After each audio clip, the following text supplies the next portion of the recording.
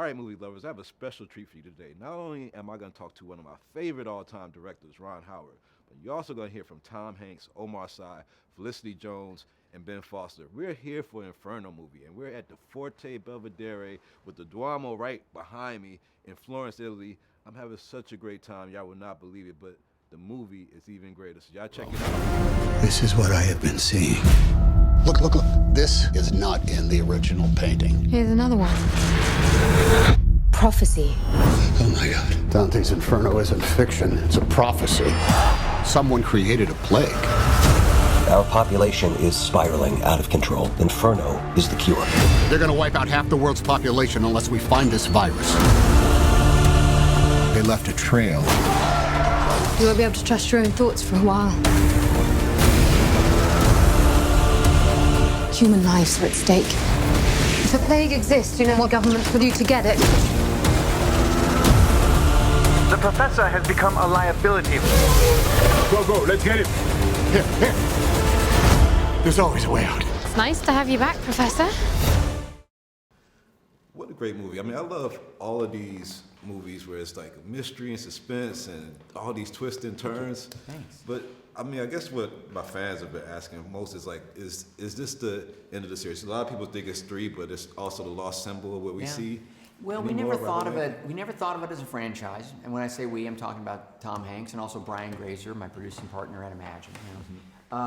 And Lost Symbol was a great novel. Mm-hmm. We loved it, and we tried to develop it, and we couldn't get it to the point where we thought, we could give a movie audience, really what it deserved in terms of something fresh as it relates to the franchise, something fresh as it relates to the Robert Langdon character. So we stepped back and look, Sony may do it someday. Maybe we'll get a solution. Who knows? Yeah. Dan Brown's writing another novel. I would never say never because these are really cool, fascinating movies to work on. And like you said, they entertain people in a lot of different ways. Whether it's the ideas, whether it's the pace and the action, whether it's the amazing locations like Florence. Different people get different things out of them, and that's unusual for a movie. Yeah. In this chapter, Robert Langdon loses his memory, and he's had flashes of things that he remembers. And I know it's been almost 40 years since you did Grand Theft Auto and everything. But if heaven forbid you was to lose your memory, what movie do you think that you've made would stand out the most? Like, what do you think would be like that? God, probably Apollo 13, because I think you remember things that sort of affect you on a physical level as much as they do. Yeah. And it might be Apollo 13 because of all that weightlessness and the sort of the adventure of that. Yeah. That maybe Willow, because we were shooting up on these ice floes and trying to helicopter in and out before beating the storm, and so there's an element of danger there. I kind of think you always remember a place where you were, a little bit scared and somehow got through it. Yeah. VRO.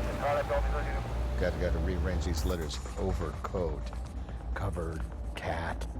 God, I used to be good at this.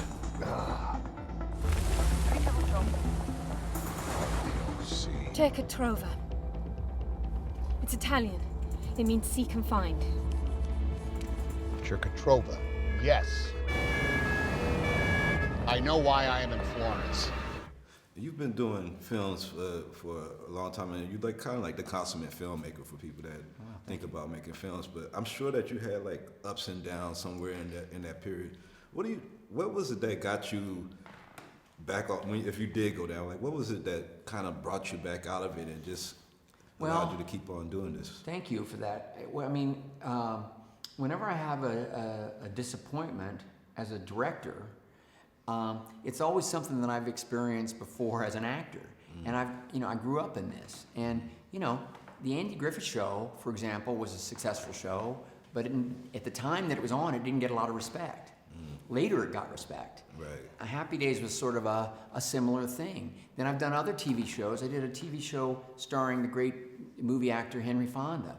Well, that was a terrible flop, but years later, I realized that I'd actually learned so much from Henry Fonda. So after you live for a while, you begin to realize that even failures aren't really just, binary. They're not just a 1 or a 0. They're a complicated combination of things. And, it's a big old life journey.